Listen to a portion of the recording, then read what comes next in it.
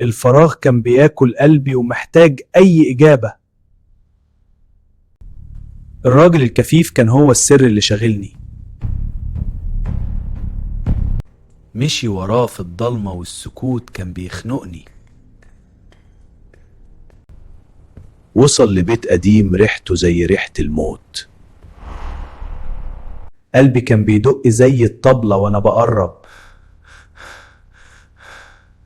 الباب اتفتح بصرخة خلت جسمي كله يتنفض.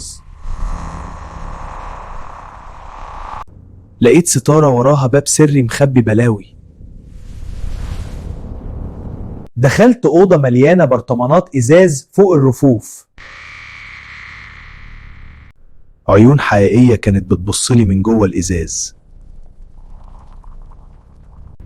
كل برطمان عليه اسم واسمي كان مكتوب.